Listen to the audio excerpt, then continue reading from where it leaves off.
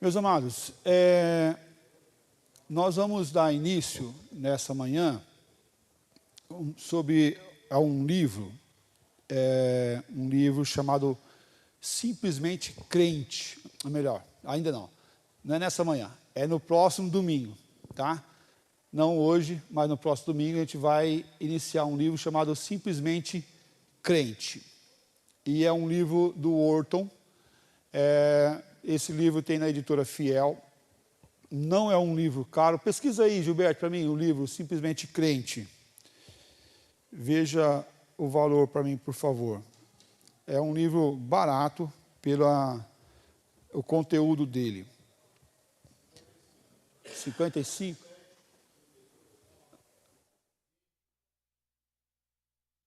Então, 40, 38, tem até de... então, está na faixa aí de 35 a 50 reais, aí, dependendo de onde você for comprar. Se eu não me engano, acho que eu vi isso aí na Amazon. A Amazon estava 35, se eu não me engano, alguma coisa perto disso, tá? do Orton. É um livro muito bom, trabalha uma parte bem importante da cristologia também. E depois eu vou compartilhar com vocês, se quem quiser comprar o livro, compartilhar o link lá. E dá para comprar, chega rápido, não demora. Ou se você quiser que eu compre também, me fala que eu compro e a gente acerta depois, tá? Mas semana que vem. Tá quanto? Para baixar no Kindle. No Kindle, né? Para baixar no Kindle tá de graça. Aí, melhor ainda. No Kindle, se você tem praticidade de usar o Kindle, então lá você pode fazer o download de graça lá no 0800, ou quanto o físico está 36, tá?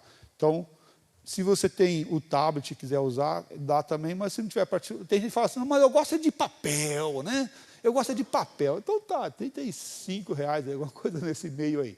Tá? Simplesmente Crente do Orton. Na semana que vem a gente começa ele, tá? Semana que vem a gente vai abordar o capítulo 1 e o 2, porque o 1 ele conta mais uma parte de uma história, todo o capítulo 1, e no 2 ele começa mais propriamente o estudo. Hoje nós vamos falar sobre o privilégio da oração.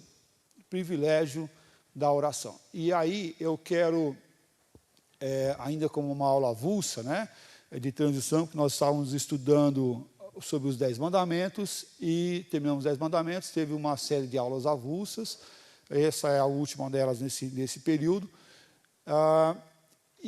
Minha motivação para trazer esse assunto para os irmãos é uma motivação assim, importante que eu vejo, da dificuldade que nós temos, é pertinente saber a dificuldade que nós temos de manter uma vida de oração. Eu não sei se é só minha dificuldade, mas eu creio que é a dificuldade da grande maioria dos crentes. Aí você pode falar assim, mas pastor, você pastor tem dificuldade de orar? Não é assim a dificuldade de orar. A gente sabe o conceito da oração, certo? A gente não conhece o conceito da oração, que a oração é importante, fundamental, deve ser o que deve mover nosso coração, mas... Contudo, porém, você já chegou no final do dia e você falou assim, nossa, hoje eu não tirei nem 5 minutos para orar? Ou não? Ou é só comigo? Acho que isso aí é com todos os seres viventes, né? Com todos os seres viventes. E isso ainda quando até o costume você não vai perdendo da oração, quando você... começa a se alimentar e depois você dá aquelas 3 bocadas, né? A gente fala bocada lá no interior, né? Dá aquelas 3 garfadas e você fala assim, nossa, mas nem orei, nem agradeci da comida. Aí a gente para e fala assim, ô Senhor, tem misericórdia, me perdoe, né? Pela minha falta de gratidão ao Senhor Deus. E aí você continua. Mas também é motivado também... por uma questão que nós temos na nossa igreja, que eu acho muito complicado. Nós temos uma reunião de oração na quarta-feira. E é triste a gente ver, quando a gente está lá em reunião de oração, 3, 2, 1, nenhum, 4, 5. 4, 5 eu contei muito. Gente orando durante a semana. Ah, eu não gosto de oração, não gosto de reunião online. Tá, mas se fosse na igreja, você viria? Porque se for o caso, a gente dá um jeito. A gente vem. Mas para quem está 8 horas logado lá ou 8 horas logado aqui, faz diferença. E aí, mas por que será? Será que a gente não reconhece a questão e a necessidade da oração, ou porque a gente se acomodou no processo da oração? E, ao meu ver, a gente tem muito processo de acomodação, realmente. E é uma verdade, é um fato. Muitas pessoas se acomodaram no processo até de culto, pós-pandemia.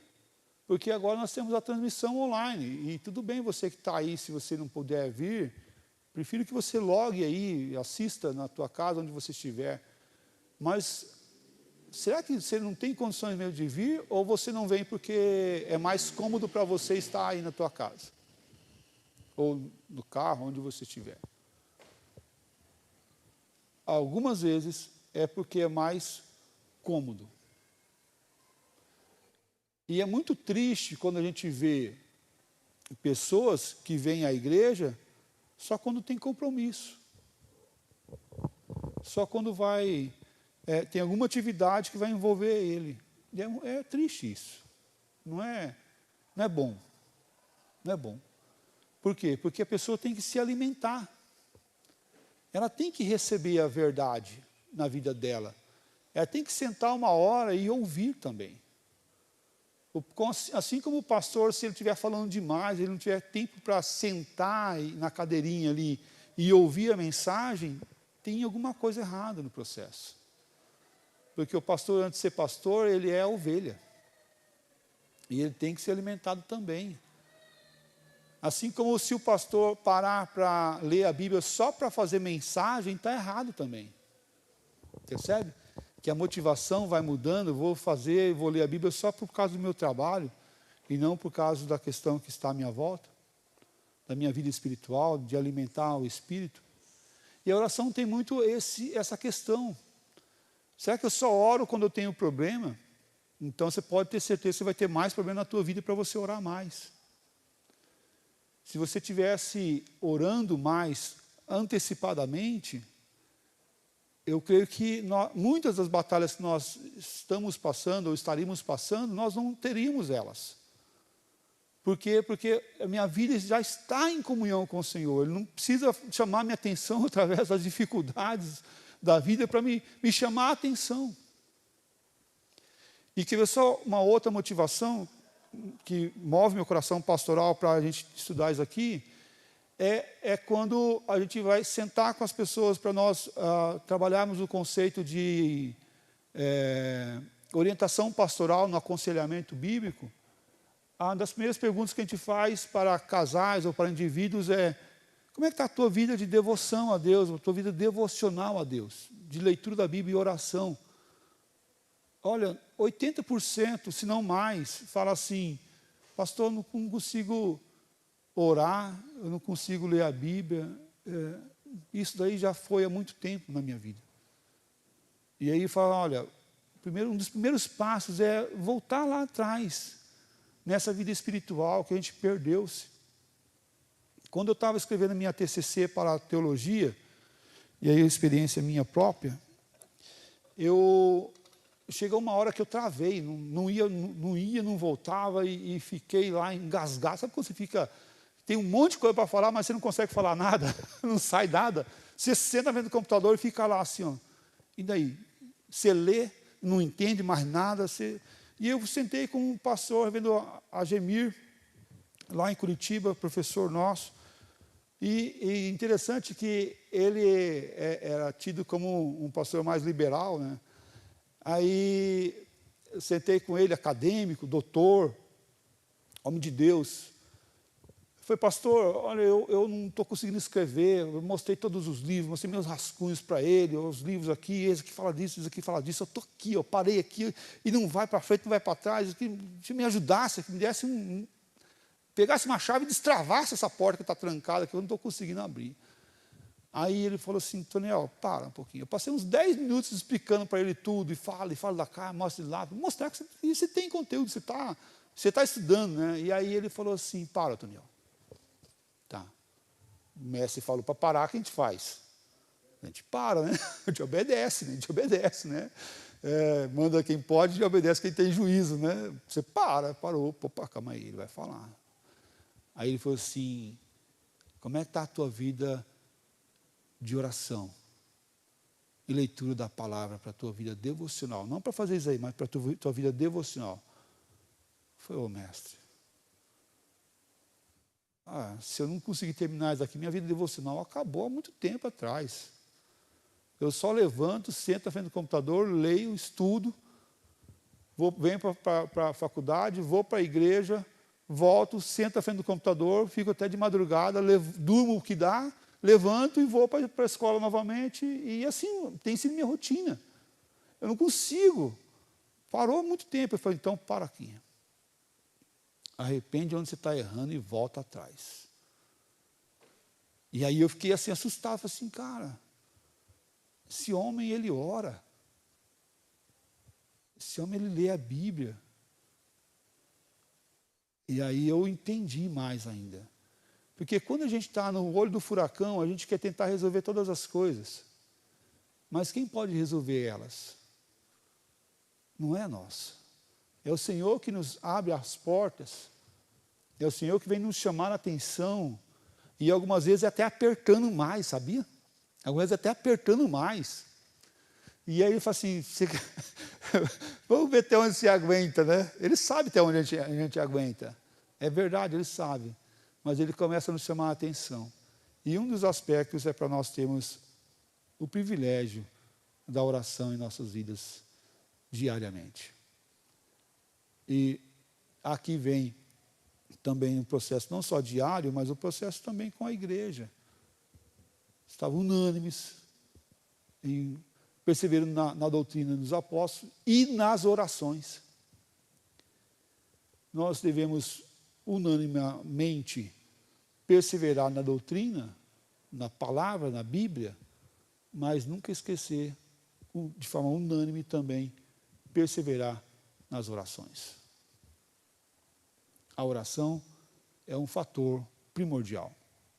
O texto que nós vamos ler é de Efésios capítulo 3, versículo 14 a 21, e minha introdução já está longa demais, mas acho que é importante a gente abordar esses pontos que foram colocados aqui também. Ele fala assim, por essa causa me ponho de joelho diante do Pai, de quem tomo o nome de toda a família, tanto no céu como sobre a terra, para que, segundo a riqueza da sua glória, vos conceda que sejais fortalecidos com poder, mediante o seu Espírito no homem interior.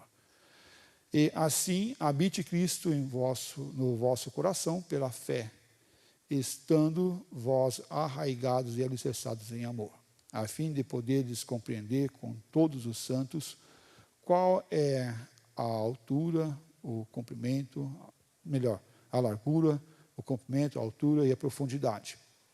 E conhecer o amor de Cristo, que excede todo o entendimento, para que sejais tomados de toda a plenitude de Deus. Ora, aquele que é poderoso para fazer infinitamente mais do que tudo quanto pedimos ou pensamos, conforme o seu poder que opera em nós, a ele seja a glória na igreja, em Cristo Jesus, por todas as gerações, para todo o sempre. Amém. Essa é uma oração conhecida, né? Bem falada, né? E na oração, nós devemos colocar o nosso coração, é verdade, mas, na maioria, a gente acaba criando alguns ritos na oração. Lembrando aqui, Paulo não está trabalhando rito em oração, nem em forma de oração. Paulo está preso, está algemado. Paulo está próximo da sua morte, está chegando o final da sua carreira. Ele está num processo já dando as últimas recomendações. O reverendo Hernandes, ele escreve em seu comentário, na carta de Paulo, ele fala assim: na antessela da morte, no corredor do martírio, com o pé na sepultura e com a cabeça próxima da guilhotina de Roma.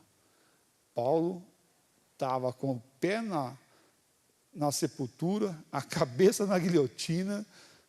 Imagina como que está isso aqui, a vida de Paulo.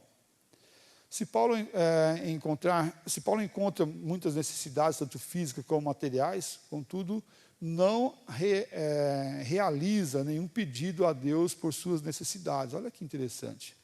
Ele está rogando pelos aqueles que estão lá na caminhada, orando por eles. Marklin Jones, ele fala o seguinte: o importante para nós é saber que Paulo está realmente dizendo que, embora prisioneiro, embora um perverso inimigo tenha encarcerado, ou tenha posto em grilhões, ou tenha impossibilitado de visitar os Efésios e de pregar-lhe, há uma coisa que o inimigo não pode fazer: não pode impedi-lo de orar. Por mais entralhado que nós sejamos no momento da nossa vida, por mais amarrado que a gente possa estar na nossa caminhada, o inimigo não pode impedir de você de orar.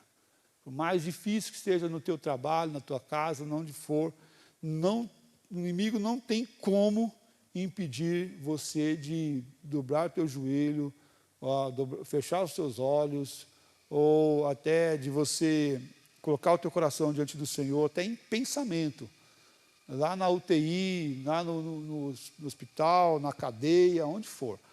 O inimigo não tem poder sobre isso. Paulo estava preso, mas estava realizando um poderoso ministério na prisão, o ministério da intercessão. Está preso, mas está livre para as orações chegar. E aqui, por que nós devemos orar? Por que orar? Tem uma questão assim, se Deus já sabe o porquê orar. Né? Deus não sabe todas as coisas? Deus sabe ou não sabe, Denise, todas as coisas? Deus sabe? Deus sabe todas as coisas. Até vai ser a mensagem do domingo que vem.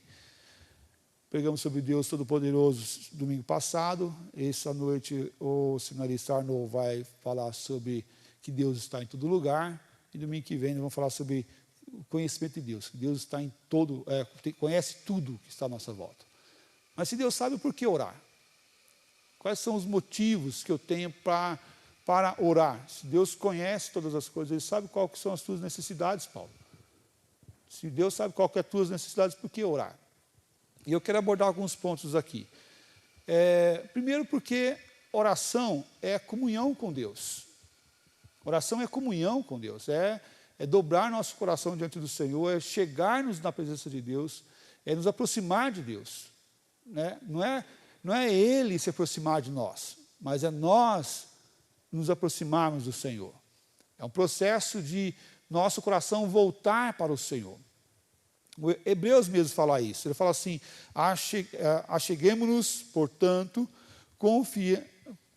confiadamente junto ao trono da graça, a fim de recebermos misericórdia e acharmos graça para socorro em ocasião oportuna. Acheguemo-nos, portanto, confiadamente, não, no trono da graça de Deus. Como que eu chego no trono da graça de Deus? Não é reclamando, não é murmurando, não é maldizendo, não é com a oração. A oração é a forma, é a maneira que cada um de nós se achega no trono da graça de Deus. Então, A oração é para trabalhar a minha comunhão com Deus. É a minha comunhão com Ele, é só chegar e ir até Ele lá. Outro motivo, a oração é a obediência à palavra de Deus. É uma obediência. Não é eu acho que eu vou orar aqui, né? Eu acho que eu tenho que orar. Não, você quer ser obediente à palavra do Senhor Deus, então você deve fazer como algo até impositivo para você. Começa com uma imposição. Começa com uma imposição, né? Para você entender que isso é um privilégio para você. Porque muitas vezes a gente fala que oração é um privilégio, mas aí a pessoa não entende que também é um dever. É o dever do privilégio que eu tenho, de orar, de clamar ao Senhor, de me aproximar diante do Senhor, em obediência à palavra dEle. É obediência à palavra. Orar é reconhecer que Deus governa e que Deus é superior em todas as coisas. É colocar diante do Senhor tudo. Orai sem cessar. É o fundamento bíblico. Tudo que busca, encontra. Né?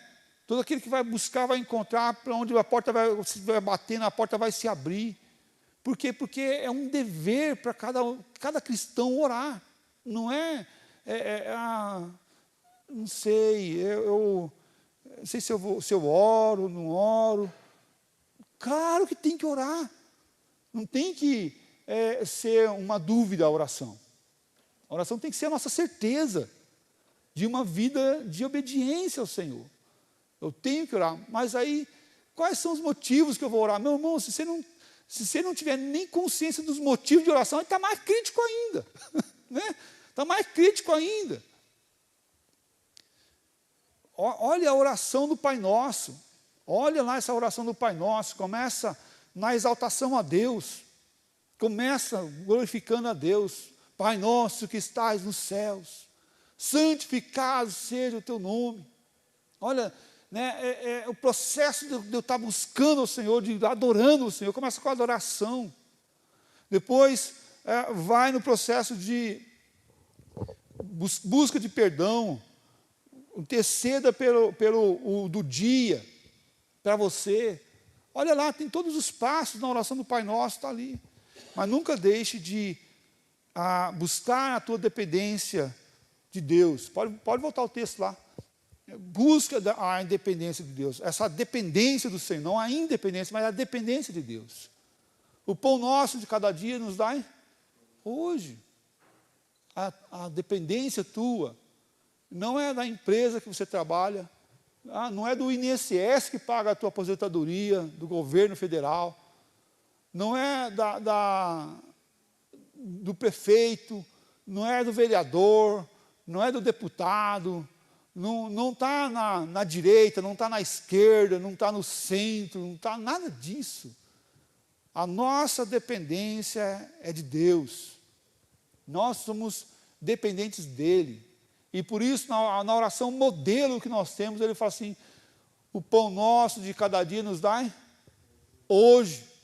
Aí aqui os ansiosos já tremem, né? Mas o que vai ser amanhã? O que eu vou ter que comer amanhã? O que vai ser amanhã? Vai ter pão. Aí o ansioso já fica assim, ó, né? Já fica tremendo.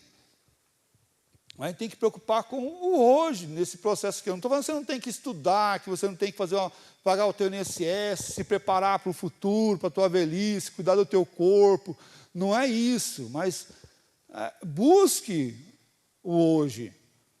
A nossa geração está muito preocupada com o amanhã, e esquece do hoje. Por isso nós temos um nível de ansiedade lá em cima, gente, um nível de ansiedade lá em cima, um nível de medo lá em cima. Não, porque vocês não valem mais do que o pardal, que não plantam, não correm, né, não guardam em celeiro, né, mas está lá. Perfeito. É isso mesmo. Deus é quem nos mostra que Ele cuida de nós, com as nossas necessidades hoje. É o Senhor que cuida da gente, é Ele que nos alimenta. A dependência de Deus. Somos dependentes do Senhor, precisamos do Senhor. Eu vejo os empresários aí, né, que tem que fechar a conta do mês, né? Rapaz, olha, com a carga de imposto só aumentando, né? A carga de imposto só aumentando e só a dificuldade, é só os meus direitos, os meus direitos, os meus direitos. Eu falo assim, meu pai, quando chega o meu direito, né? Quando chega o meu direito, quando chega... Se sobrar alguma coisa, é teu direito. Né? Se sobrar alguma coisa, é teu direito. Mas, mais ainda, nós devemos buscar, Senhor, tem misericórdia de mim, Senhor, eu sou dependente do Senhor. Por mais que o mundo queira me engolir, né? Por mais que o mundo queira me devorar, nós não somos consumidos porque a sua misericórdia não tem fim. Renova-se a cada manhã. Essa é a nossa verdade, esse é o nosso fator, é o nosso ponto. Porque o Senhor é a nossa causa. Por isso nós oramos, nossa dependência do Senhor, na oração dominical está aqui. Dai-nos o pão de hoje, Senhor. Dai-nos o pão de hoje. Lembra no deserto, quando caía o maná do céu? O maná do céu não era para a semana, né? Era para o dia. E somente tinha um momento que você podia estocar. Qual que era o momento? Era para o sábado. Era para o dia que você não podia trabalhar. Foi uma ordem do Senhor. Isso mesmo. Porque, e aí o sábado, tá, gente? A palavra sábado lá tinha um sentido, a palavra sábado no nosso calendário tem outro sentido. Tá? Não vai falar assim, então a gente tem que parar no sábado. Não é outra ideia lá. É que é o dia reservado para o Senhor. Então, no dia reservado para o Senhor, você não trabalhava. E colher o maná, lá que caía do céu, era trabalhar. Então, não trabalhava. Eles não arrastavam nem a cadeira no chão. Porque arrastar a cadeira é trabalho.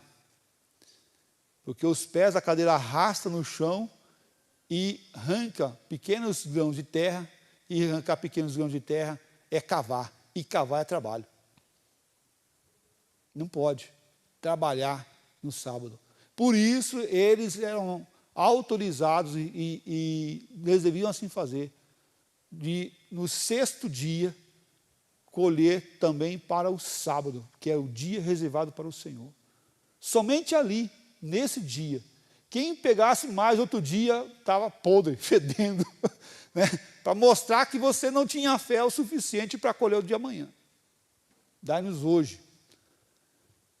Deus sustentou o povo no deserto, onde não tinha onde comer, não tinha onde plantar, não tinha aonde estocar,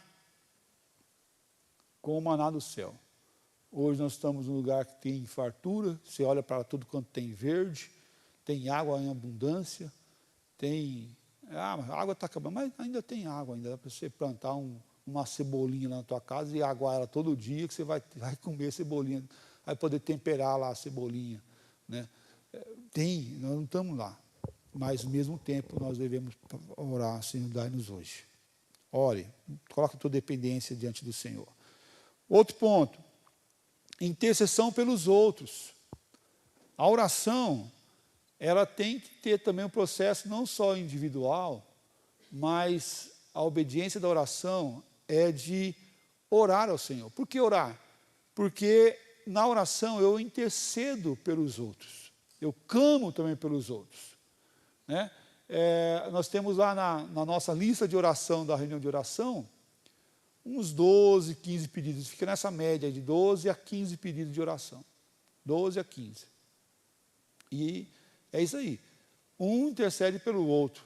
A gente divide lá 4, 5 pedidos para cada um, 2, 3, dependendo da quantidade, e a gente ora uns pelos outros. A intercessão é orar pelos outros. Tem gente que a gente ora que a gente nem sabe quem que é. Olha, temos um grupo de oração da igreja lá, de pedido de oração, de intercessão da igreja. Temos pessoas que a gente não conhece. Eu falei, quem que é esse fulano aqui? Não sei, mas vai para o caderninho, né?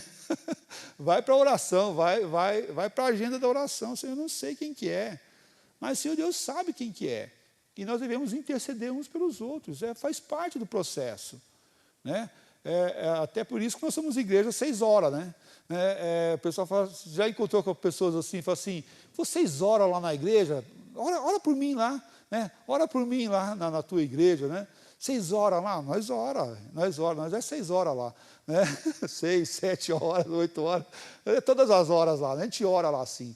E muitas vezes, pessoas que passam e que ora, e que pede oração para a gente, porque nós somos conhecidos como casa de oração. Não sei se você viu, mas lá no portão da nossa igreja tem lá uma caixinha, e tem uma plaquinha, faça o seu pedido de oração aqui. Vez ou outra a gente encontra um pedido de oração lá na caixinha. A pessoa está passando na rua, olha aquilo lá, escreve um papelzinho e coloca lá, pedindo oração. Na terça-feira à tarde, nós temos ali a caixinha da oração, o pedido de oração também aqui no trabalho das senhoras, da Tarde de Arte, da nossa SAF. Está lá a caixinha de oração, e as pessoas escrevem e colocam lá o pedido de oração. Alguns a gente não consegue ler.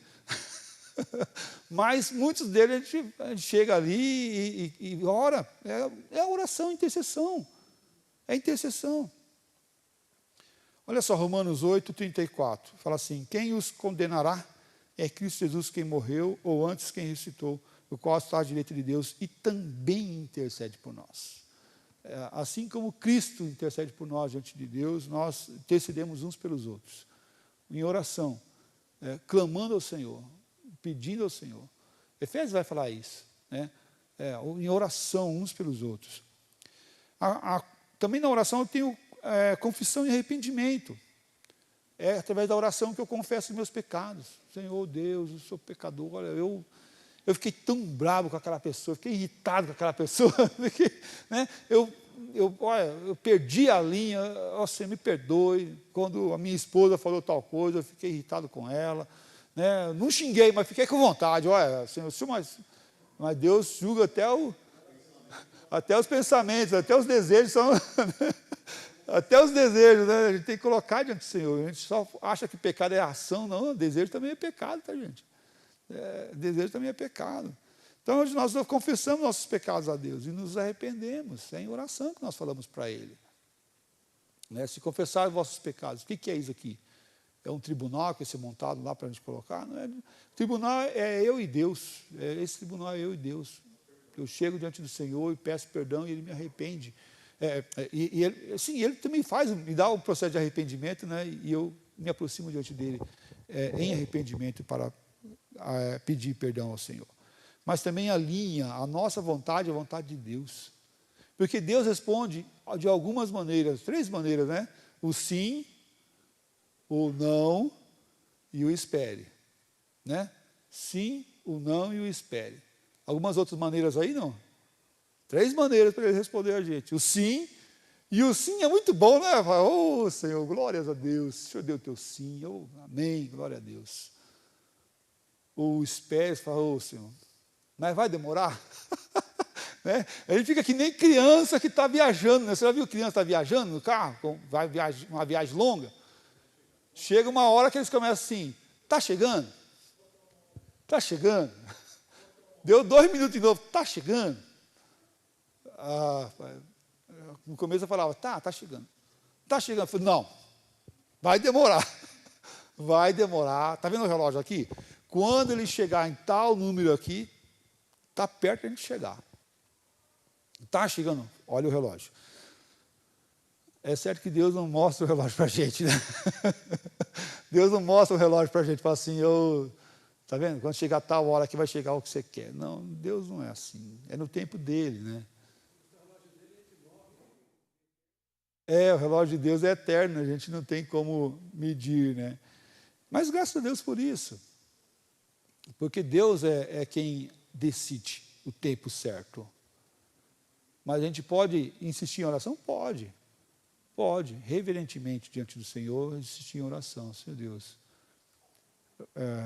eu sei que é no teu tempo, eu sei que no teu momento, não é no meu tempo, mas eu peço que o Senhor esteja agindo assim, se for da tua vontade. Desejo do meu coração, você pode se manifestar com o desejo do teu coração. A única coisa que você não pode fazer é como um filho rebelde, mimado, que se joga no chão. Se o Senhor não fizer isso por mim, eu vou fazer tal coisa. Se o Senhor... Não, espera um pouquinho, rapaz, cresce. Não está na hora de crescer, amadurecer um pouquinho mais? Cresce. Seja filho mimado, seja filho rebelde. mas se dobre diante do Senhor em humildade. Porque Deus, Ele resiste quem?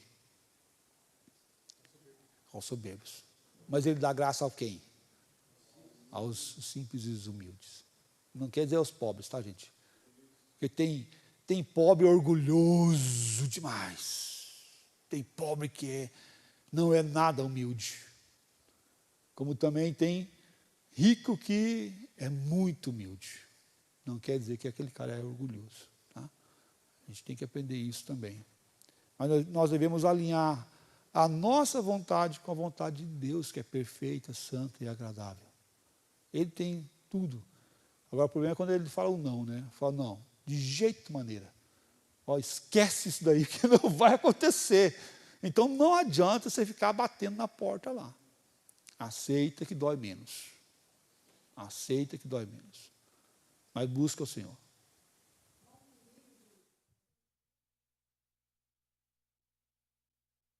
É verdade. Ixi. Não. Eu decreto, eu determino. Misericórdia, hein, mano? Brincadeira, né?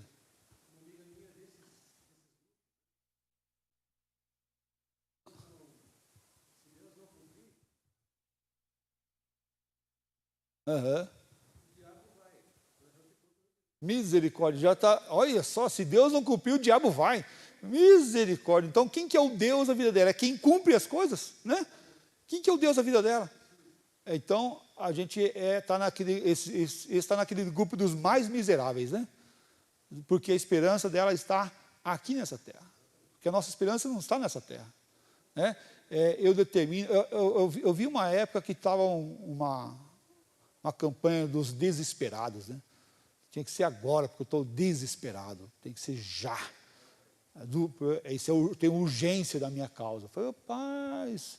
Ô Júlio, lá na empresa, quem que chega assim e fala, não, vou dar essa demanda para você aqui, mas fica tranquilo, porque isso aqui não tenho pressa. Alguém fala isso? Todo mundo chega para lá para ontem, ou algumas vezes para ontem de antes de ontem, né? Fala, rapaz, não tem como voltar no tempo não, irmão. Isso aqui é no tempo que tem que acontecer, é pouquinho. Né? Hoje nós estamos nesse mundo, né, imediatista, né, exclusivista, e as coisas têm que ser já, agora, né, de imediato. Né? Nessa hora, principalmente, que nós devemos colocar em prática o que o Senhor nos deixou. As misericórdias do Senhor são a causa de não sermos consumidos. Amém, irmão. É isso mesmo. As misericórdias do Senhor são a causa, motivo e a razão porque nós não fomos consumidos. É bem isso. Nós não temos que ficar determinando, nós não temos que ficar exigindo, nós não podemos ficar como filhos mimados, mas, pelo contrário, devemos compreender a vontade do Senhor, não devemos fazer a jogatina, né? E é interessante que esse lado, se Deus não fizer, o diabo vai, é que nem pais separados, né? Porque alguns filhos de pais separados, eles fazem justamente essa jogada aí. Se você não fizer, papai, eu vou pedir para a mamãe. E a mamãe vai fazer, a mamãe faz. Ou geralmente é o inverso, né? Aí pega ali, porque convive com a mãe, e aí vai, depois vai lá. Aí vai com o pai faz, aí a mãe fica em constrangimento. Quer constranger Deus da mesma forma que constrange os homens. Ou espera um pouquinho, né? Não dá certo isso não, né? Outro perigo.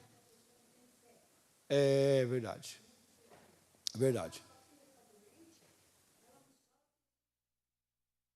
Perfeito, perfeito. Eu tinha pensado no outro parâmetro ainda, mas esse é um fato muito claro. Tua filha está doente e não sabe porque você não tem fé, porque você não buscou com fé.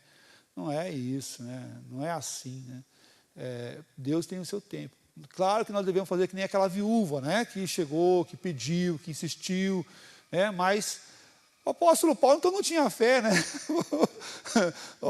Esse espinho ficou lá na carne dele, né? E não foi curado. Então, será que ele não tem fé? Né? Olha só que interessante, tantas coisas que a gente vai encontrar nas Escrituras que Moisés, que não entrou na terra prometida, só viu, então ele não tinha fé. Né? Olha, quanta coisa, né? Não é assim, né, que as coisas funcionam. Graças a Deus por isso, porque é o Senhor Deus que faz. Ao mesmo tempo eu posso chegar diante do Senhor, clamando a Ele com fé e pedindo: Senhor, cure minha filha, Senhor, move questões aqui do meu coração, abençoe o meu trabalho, tal, mas seja feito conforme a sua vontade, né? Buscando com fé, mas sabendo que Deus não tem só sim no cardápio de resposta dele, né?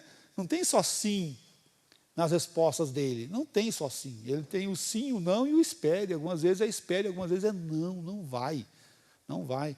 E aí eu falo, né, que mãe que chega diante do Senhor Deus para orar, que não ore com fé, para receber uma dádiva, muitas vezes nem para si, mas para o seu filho. Porque, olha, todo mundo que é pai e mãe aqui sabe, se teu filho precisasse do teu coração, que você não se colocava para doar o coração para ele, que isso, irmão? Quem que não? Eu acho que todo pai, toda mãe de verdade fala assim: se meu filho precisasse do meu coração, corta aqui, ele está aqui, vai, manda bala, pode tirar, porque é meu filho. Agora, a gente não vai orar buscando com fé diante do Senhor? Claro que vamos, mas devemos saber que a nossa vontade tem que estar alinhada com a vontade do Senhor. Algumas vezes é sim, algumas vezes é não, algumas vezes é espere. E o nome do Senhor seja glorificado em todo o tempo, em todo momento, em todas as circunstâncias. Olha Mateus 6,10. Venha o teu reino, faça-se a tua vontade, assim na terra como no céu. Não é faça conforme a minha vontade, assim na terra como no céu, né? Alguns, com certeza, passar por uma revisão aí de uns humanistas, né? Vão querer mudar isso daí. Não, está errado, não é faça conforme a tua. Eu acho que escreveram errado isso aqui. Não pode, tem que ter conforme a minha vontade, porque eu me sinto assim, eu quero assado. Não é, irmãos, não é. Faça conforme a tua vontade. Oh, Deus. Seria bem mais fácil se fosse a nossa vontade, né? Mas Deus está me ensinando para nós que nós somos filhos, nós não somos pais. Nós somos aqueles que devem dobrar nosso coração diante do Senhor e colocar em graça divina sobre as nossas orações e buscar ao Senhor. Outro ponto que eu quero falar aqui com os irmãos, e isso aqui estaria tudo dentro da nossa introdução ainda, então já desisti de terminar hoje, mas a gente vai dar sequência em outro momento no próximo domingo, falar assim, sobre a nossa gratidão a Deus. Porque a nossa oração, em muitas das medidas, e muitas vezes, é pedindo. É pedindo. Oh Deus, me dá isso, me dá aquilo outro, abençoe tal pessoa. Mas e a gratidão? Como é que fica? Né? Nós devemos pedir, mas não fazer que nem aqueles que receberam a dádiva da cura da lepra lá, que está na beira da cidade lá, chega lá 10 leprosos e todos foram curados e somente um voltou para agradecer. Mas cadê o resto? Só um voltou para agradecer?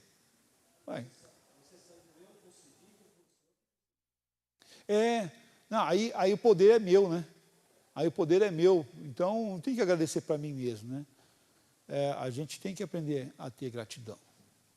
A gente tem que aprender a ter gratidão, né, de agradecer a Deus. A gratidão é algo central, principalmente na teologia reformada. Por quê? Porque o poder não é meu, o poder é de Deus.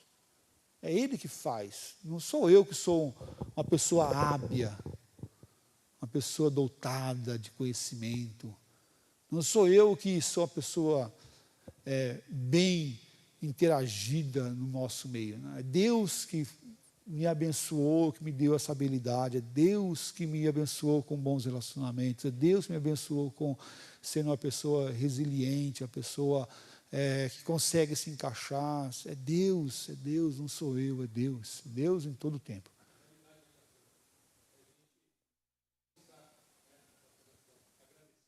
Oh, é verdade.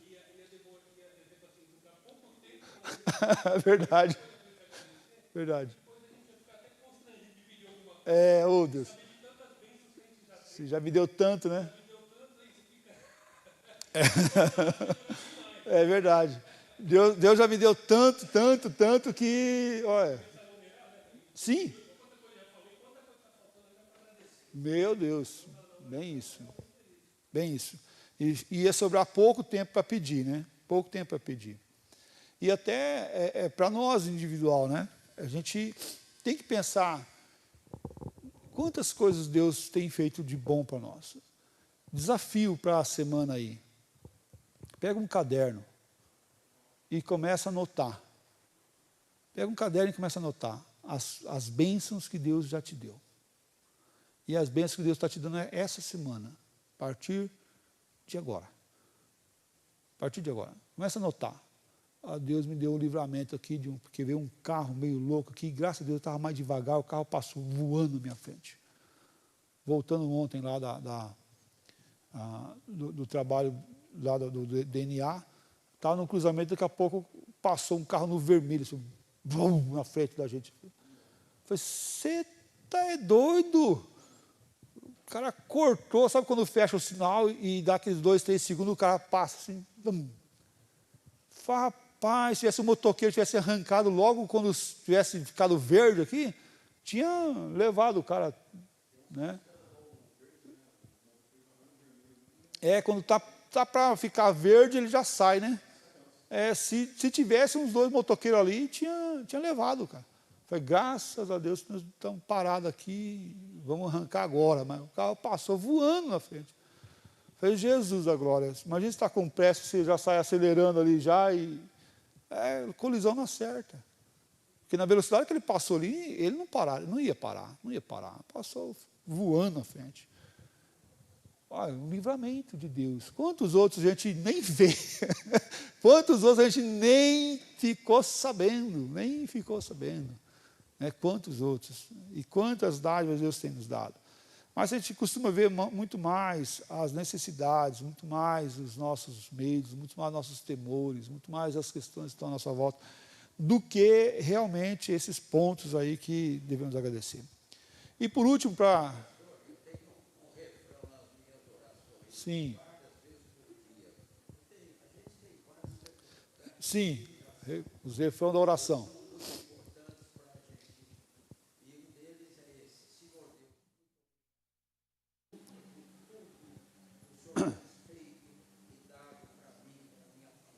Amém.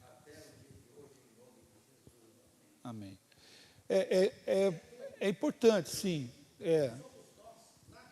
Perfeito. Sim, concordo. Mas também, Marcos, é importante não só fazer o agradecimento por tudo, mas também ter a prática de tentar identificá-los. Não por causa de Deus, mas por causa da gente. Por causa da gente. A gente vai olhando, porque, lembra o hino, fala, conta as muitas bênçãos logo de uma vez, e verás surpresa o quanto Deus já fez. Por quê? Porque quando você começa a nominá-las, a tua mente vai começar a trabalhar e produzir hormônio de gratidão. Porque ele fala, tudo acabou. Mas aí a gente fala, Senhor Deus, obrigado pelo lar quente que o Senhor me deu. Obrigado pela cama confortável que o Senhor me deu. Pelo cobertor que me aqueceu nessa noite fria. Senhor Deus, obrigado porque quando eu acordei, tinha café para fazer. Tinha um leite quente, eu tomei um leite com café e um pão com manteiga. E aquele queijo branco, né? Para dar aquela, né? Diminuir um pouco o colesterol. Não o queijo amarelo, mas aquele queijo branco, né, que é sem sal, aí você pega e joga aquele salzinho em cima só para dar um pouco de sabor, que aquele negócio parece borracha, que não tem sabor nenhum. Mas obrigado, Senhor, porque o Senhor me deu isso para tomar café. E meus filhos puderam sentar à mesa, junto com a minha esposa, e tomei café. Obrigado. Verdade. Olhar para aquilo que Deus tem me dado para não pisar na bola nesse processo. Porque a gente fica pensando assim, aquele café do hotel, né? Se tivesse uma mamão, se tivesse um melão, se tivesse frios aqui, se tivesse aquele ovo com bacon, né? Irmão, para aí um pouquinho, vida de hotel não é diária, não é todo dia. De hotel é lá quando você vai fazer um congresso, quando você vai ser o quê, e olhe lá ainda, né? E olhe lá ainda. A vida dos normais, dos mortais, rapaz, não é esse cinema todo não, meu irmão. Vamos falar a verdade, não é esse cinema todo não. Nós somos aqueles que, quando tem manteiga para colocar no pão, está ótimo, agradeça a Deus pela manteiga. Não fique sonhando com aquilo que você não tem. Né? E tenha o hábito de nominar, porque quando você vai nominando, você vai ficando surpreso. Isso é importante. Mas, para a gente finalizar aqui, irmãos, seria introdução ainda, a confiança nas promessas de Deus. Quando eu oro, eu mostro confiança nas promessas de Deus. A oração deve ser confiante, baseado no caráter e nas promessas fiéis de Deus. Fiel a quem? A mim ou a Ele? A Ele, não a mim. Qual que é a diferença? Qual que é a diferença? Fiel a mim, eu não sou fiel a Ele, como eu deveria ser. Fiel ao caráter de Deus. Isso é totalmente diferente. Porque Deus, Ele falou e Ele não volta atrás. Ele prometeu, Ele não quebra a promessa. Fiel a mim é limitado, é pequeno. O eu está no centro ainda. O eu está no centro. É o eucentrismo, é fiel a mim. Então o Senhor tem que se dobrar a mim, porque o Senhor é fiel a mim. Fiel a Ele mesmo? Não. Aí é a Ele. Ele prometeu, então Ele cumpre por causa dele, não por causa de você. Quem é você na fila do pão? Quem é você, homem? Quem é você, mulher, na fila do pão? Quem é você para exigir alguma coisa de Deus? O Senhor prometeu, então o Senhor vai cumprir, está vendo? O Senhor prometeu, que nem filho quando vai dar cheque em pai, né? Mas o Senhor prometeu isso. Calma aí, pega um pouquinho, olha o que você está falando, né? Falando que teu Deus, né? Sim. Sim. Pronto. Então Deus tem que ser fiel a ela porque ela dizima, né? Olha aí, que louco, né? Olha aí, tá vendo? Olha que má interpretação do texto, né? Se Deus não fizer, o capiroto vai fazer. Mas imagina que um negócio desse. Se vai vir coisa boa de lá. Né? Se vai vir coisa boa de lá. Não vai vir coisa boa de lá, meu irmão. Não vai vir. Deus é fiel a Ele mesmo. Os humanistas querem pregar, Deus é fiel a você. Então você pode chegar diante de Deus e exigir porque você fez isso, porque você paga o dízimo, porque você... e aí o senso é pagar dízimo, tá? Se você quiser pagar dízimo, porque você está comprando, você está pagando uma promessa, você está comprando algo. Olha que cada incoerência em cima da outra. Deus não é fiel a você, porque você não é digno de ser fiel, da fidelidade dele. Né?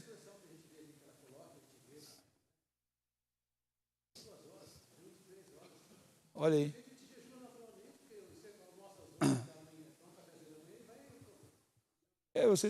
Eu tomo café às 5h30 da manhã, vou almoçar 1h, então quanto que dá esse jejum aí já? Né?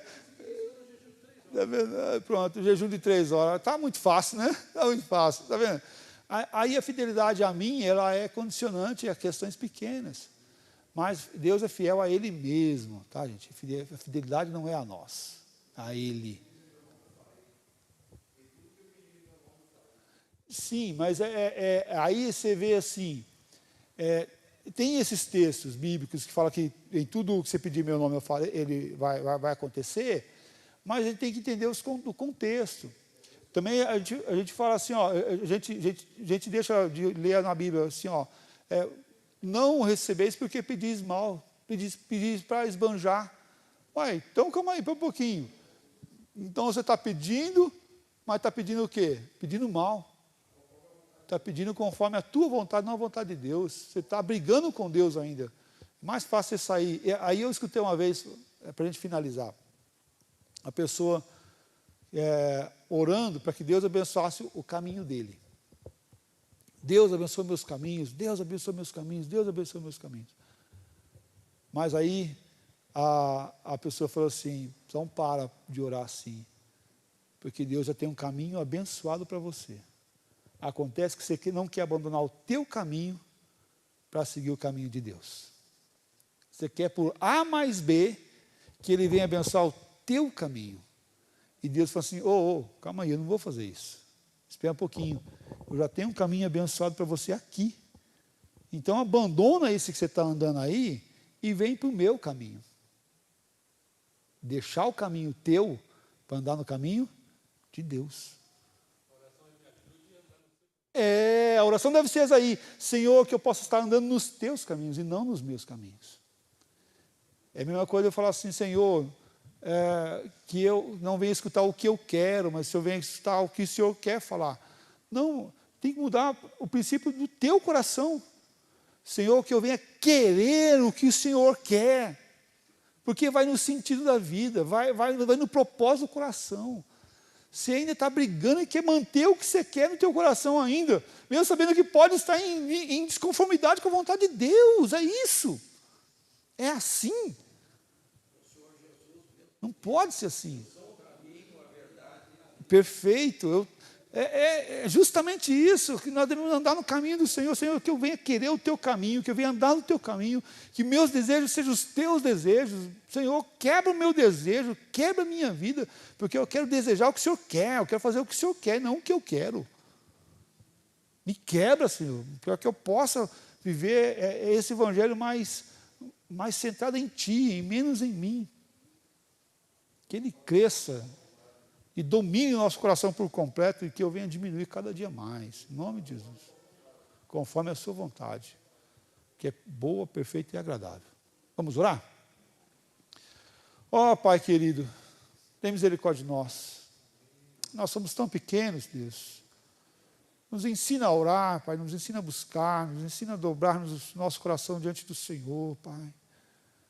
Ó Deus, que a oração não seja algo pequeno em nossas vidas, algo circunstancial em nossas vidas, mas seja constante, seja plena, seja a chama a arder no nosso coração dia após dia, que nós possamos ter alegria em nos dobrar diante do Senhor, nos render, ó Pai, diante do Senhor.